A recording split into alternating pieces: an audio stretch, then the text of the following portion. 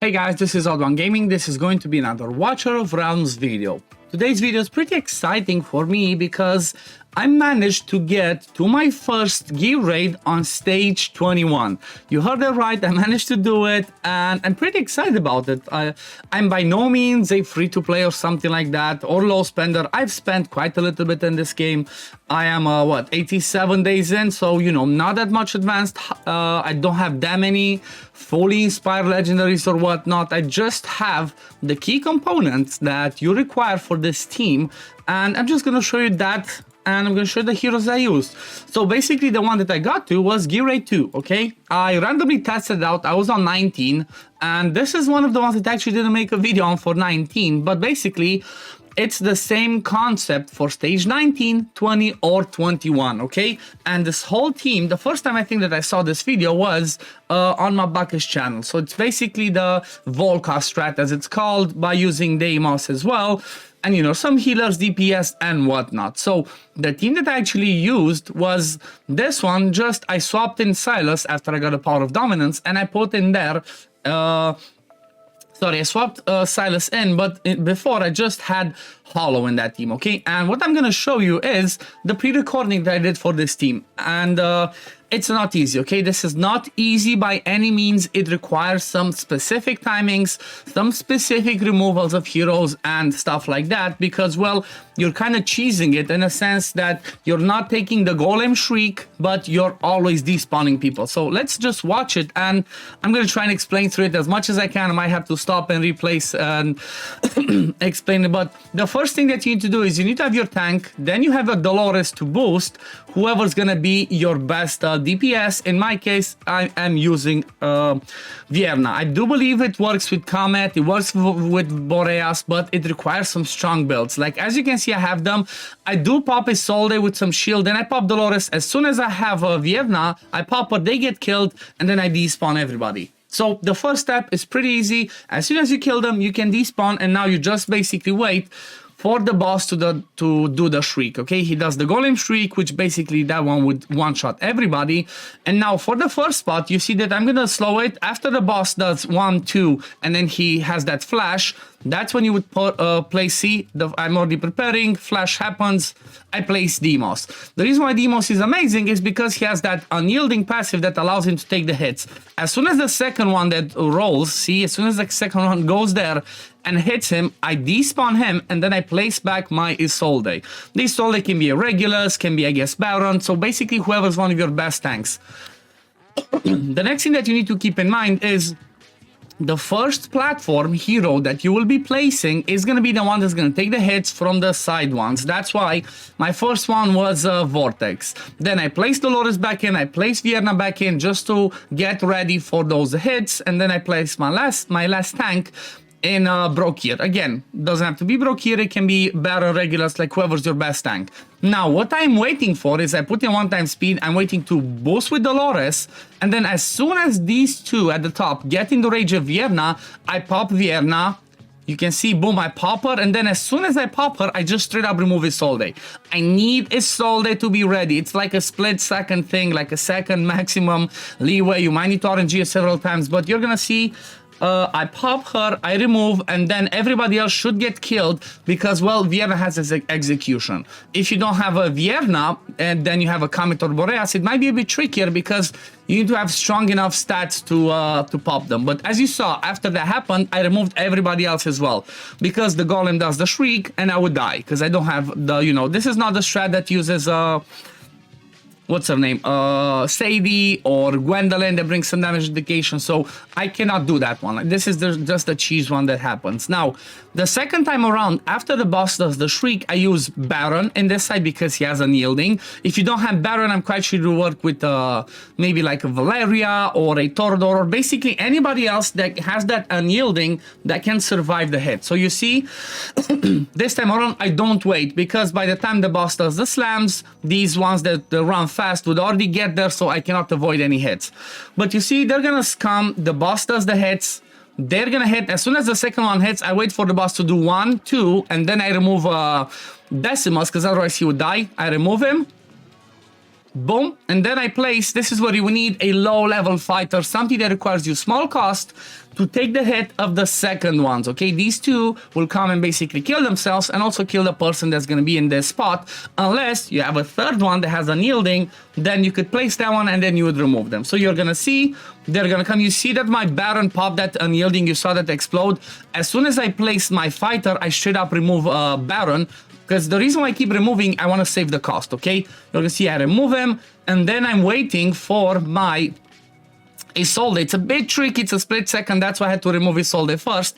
I'm waiting to put Isolde back there so she can tank those hits. You see, boom, boom, that happens, then straight up, Vortex goes out again, but now I also brought in a second healer in Hollow. The reason for that is, there's gonna be 4 of these golems that come on the side that are gonna hit my Vortex, and they hit a bit too hard. My Vortex, I just cannot get him tanky enough to survive on his own, and that's where the Hollow, which can be anybody else as long as it reaches this side to heal, that's where the second healer comes in. You see, I put the second healer, then I put Dolores, then I put Broke here, and then I wait, and I'm praying that I have my Vierna in time. Again, it's split seconds, you need to have them in time.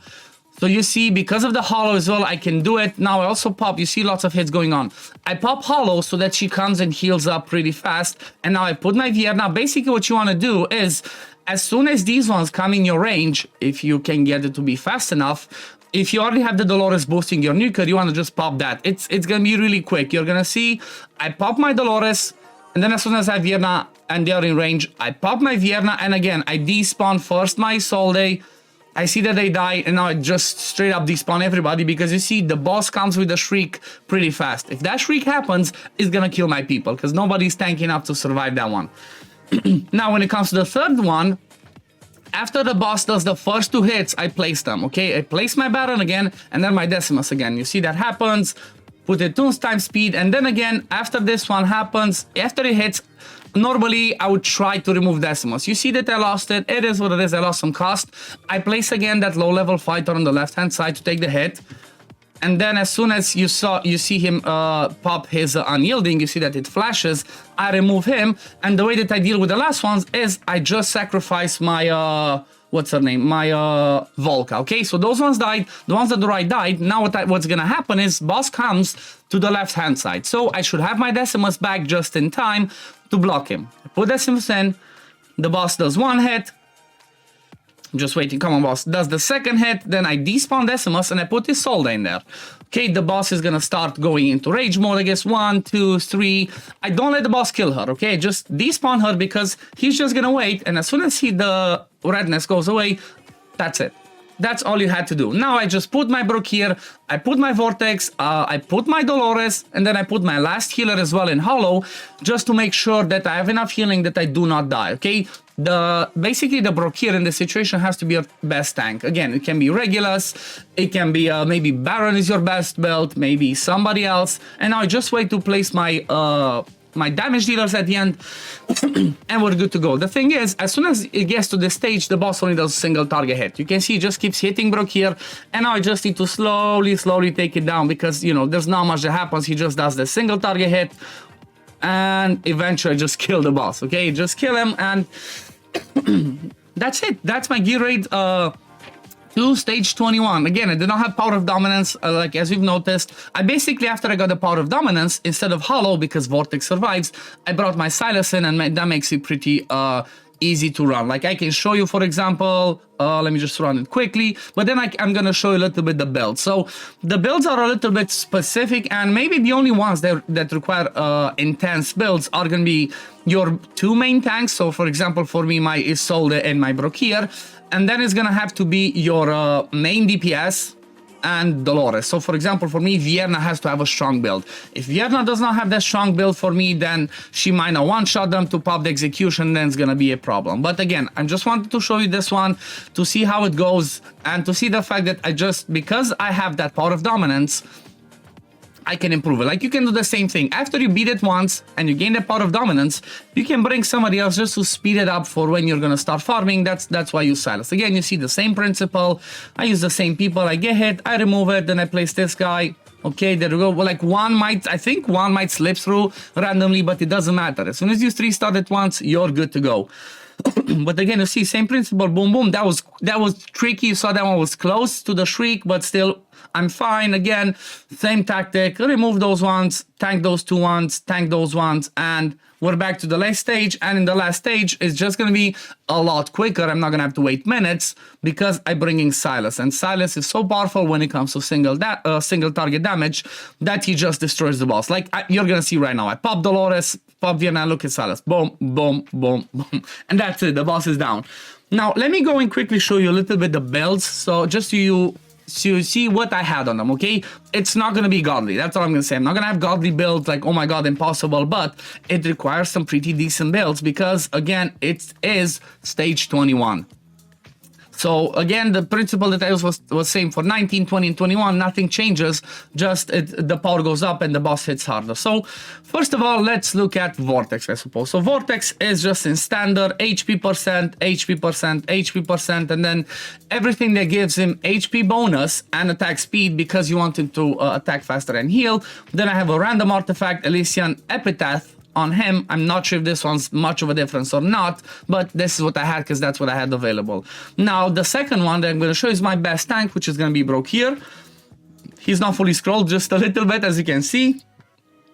He is, and I think this is one of the most important things if you can get, he is in a Guardian set, okay? This one gives you 15% damage mitigation. Just straight up take 15% less damage, HP percent, HP percent, HP percent. But you see, the sub-stats are just, they're not helpful, they're nothing too crazy. And then on this side, HP bonus, defense bonus, again, not even purple. And then this one, again, has some purple on defense and HP bonus.